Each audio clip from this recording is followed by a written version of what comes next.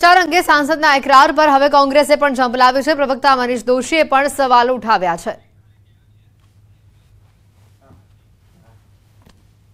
ભાજપાના હાલના સાંસદ ખુદ કબૂલે છે કે તેમને ફાયર એનઓસી માટે 70,000 રૂપિયા ચૂકવા હતા। સાંસદ વળતા પાછા મળી ગયા, પણ આ નોથી મોટી ભ્રષ્ટાચારના કચ્ચા ચીઠા ભાજપા સરકારના મોડેલના બીજા ક્યાં હોઈ શકે। સામાન્ય જનતા રોજ બરોજના કામ માટે પોતાના સામાન્ય જાતિના પ્રમાણપત્રો, સ્કોલરશીપથી માંડીને ખેડૂતે પોતાના દાખલા કઢાવવાના હોય, અન્ય કામ હોય, સાચા કામ માટે પણ લાંચ આપ્યા વિના કામ થતું નથી। દરેકમાં પ્રસાદી પ્રસાદી ને પ્રસાદી। આ ખેલનો કરોડો રૂપિયાનો કારોબારના કારણે ગુજરાતનો સામાન્ય માણસ લૂંટાઈ ગયો છે। રાજકોટ આ કાંડ પર કોંગ્રેસે સવાલ ઉભા કર્યા છે। કોંગ્રેસ પ્રવક્તા હેમાંગ રાવલના આક્ષેપ સામે આવ્યા છે। રાજકોટનો બનાવ અકસ્માત નહીં, હત્યાકાંડ। મોટા માથાને બાકાત રખાયા, બદલી સસ્પેન્ડ કરાયેલા નામ એફઆઈઆરમાં કેમ નથી? હકીકતમાં અકસ્માત નથી, પરંતુ એક હત્યાકાંડ છે। હજી આ તપાસ જે છે એ તપાસની અંદર મોટા માથાઓને બાકાત રાખવામાં આવ્યા છે। જો સરકાર એમ કહેતી હોય કે અમે સસ્પેન્ડ કર્યા છે અને કેટલાક અધિકારીઓની બદલી કરી છે, જો અધિકારીઓની બદલી કરી હોય કે જેની અંદર આઈએએસ અને આઈપીએસ અધિકારી હોય, બદલી કરી એનો મતલબ એ દોષિત છે, અને એ દોષિત હોય તો શા માટે એમના નામ એફઆઈઆરમાં નથી આવ્યા? જે લોકો સસ્પેન્ડ થયા છે એ લોકો પણ દોષિત જ છે, તો શા માટે એમના નામ એફઆઈઆરમાં નથી આવ્યા? તો આરોપી ધવલ ઠક્કરની ધરપકડ પર કોંગ્રેસે સવાલ ઉભા કર્યા છે। ધવલ ઠક્કર તો માત્ર મોહરો છે। ટાયર પંક્ચરની દુકાન ચલાવતો હતો ધવલ। ટીઆરપી ગેમ ઝોનમાં 14,000નો પગારદાર હતો આ ધવલ। આરોપી ધવલ કેવી રીતે ગેમ ઝોનનો માલિક થયો? પૈસા રોકનારા કોણ છે અને તેની કોંગ્રેસે તપાસની માંગ કરી છે। ધવલ ઠક્કરની જે અત્યારે આબુથી એની ધરપકડ કરવામાં આવી છે, એ ધવલ ઠક્કર સૂત્રો દ્વારા એના માહિતી મળી રહી છે કે ધવલ ઠક્કર તો માત્ર મોરું છે। અમદાવાદની અંદર ટાયર પંચરની દુકાન ધરાવનાર વ્યક્તિ અને રાજકોટની અંદર વિવિધ સ્પાની અંદર કામ કરનાર વ્યક્તિ અને ટીઆરપી મોલની અંદર જેને 14,000 રૂપિયાથી 15,000 રૂપિયા સુધીનો માત્ર જેનો પગાર હતો, એ કઈ રીતે આ ટીઆરપી ગેમ ઝોનની અંદર માલિક થઈ ગયો? એ મુખ્ય આરોપી બનાવ્યો છે, એનો અમને કોઈ વાંધો નથી, પરંતુ એ ધવલ ઠક્કરનો CDR call detail record check કરીને અસલ આના આરોપીઓ કોણ છે, આની પાછળ પૈસા રોકાણ કરનાર આઈએએસ આઈપીએસ અધિકારીઓ નેતાઓ કોણ છે, એની પણ તપાસ થવી જોઈએ। તો પાટનગર ગાંધીનગરમાં જ ફાયર સેફટીના નામે લાલિયાવાડી સામે આવી છે। ગાંધીનગર કલેક્ટર કચેરીમાં આપના કોર્પોરેટરે જાત તપાસ કરતા બેદરકારી સામે આવી હતી। જ્યાં મોટી સંખ્યામાં લોકો અવરજવર કરતા હોય છે, ત્યાં જ ફાયરના સાધનોનો અભાવ જોવા મળતા પ્રશાસન પર અનેક સવાલ ઉભા થયા છે। આપના કોર્પોરેટર તુષાર પરીખે કલેક્ટરને આવેદનપત્ર આપી આ બાબતે રજૂઆત કરી 1-2 દિવસમાં આ બાબતે કાર્યવાહી પૂર્ણ કરવામાં આવશે તેવી નિવાસી અધિક કલેક્ટરે બાહેધરી આપી હતી અને કલેક્ટર કચેરીમાં વોટર બેઝ ફાયર સિસ્ટમ ચાલુ હાલતમાં હોવાનો દાવો પણ કર્યો હતો।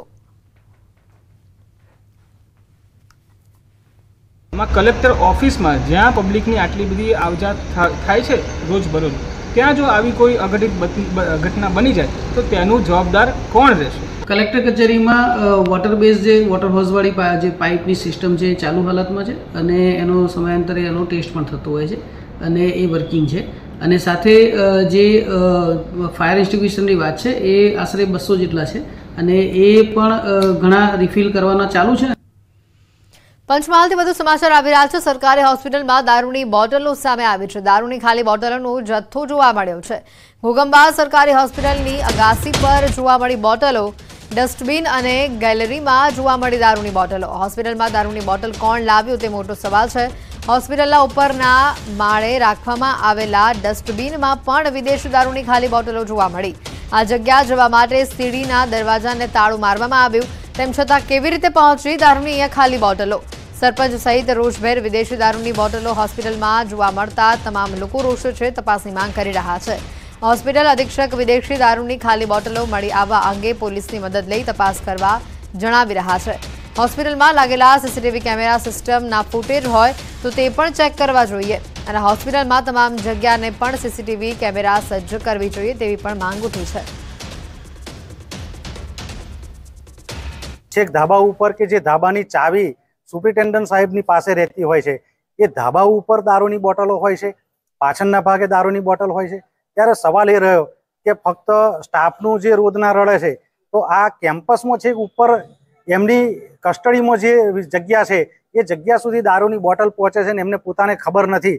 ત્યારે મોટી આશ્ચર્યની વાત છે. અમે એવું પોલીસને પણ વિનંતી કરીએ કે આની બિલકુલ ઝીણવટભરી તપાસ થાય અને જે પણ જવાબદાર હોય જવાબદારો સામે કડકમાં કડક કાર્યવાહી થાય. આના માટે આપણે પોલીસ ક્ષેત્ર જોડે પણ પોલીસ ચોકીમાં પણ એક ફરિયાદ આપણે ફોર્મલ કરી દઈશું કે આ રીતે કોઈ ઘૂસ ના મારી જાય અને અઘટિત ઘટના ન બને. બાકી આપણા ક્લાસ 4 રીતે એક ચોકીદાર રાત્રે પણ છે નહીં, પરંતુ બીજી વધારાની વ્યવસ્થા કરીને ચોકીદારી કરી શકે એવી આપણે આગળથી વ્યવસ્થા કરીશું. ગુજરાતમાં દારૂની બંધી છે, તેમ છતાં ક્યાંક સરકારી જે બિલ્ડિંગ કહેવાય એમાં જો દારૂ અને બિયરની ખાલી બોટલો જોવા મળે તો ચોક્કસ ચોંકી જવાય અને વિચાર પણ આવે કે ક્યાંથી આવી હશે, કેવી રીતે આવી હશે, કોણે પીવામાં ઉપયોગ કર્યો હશે.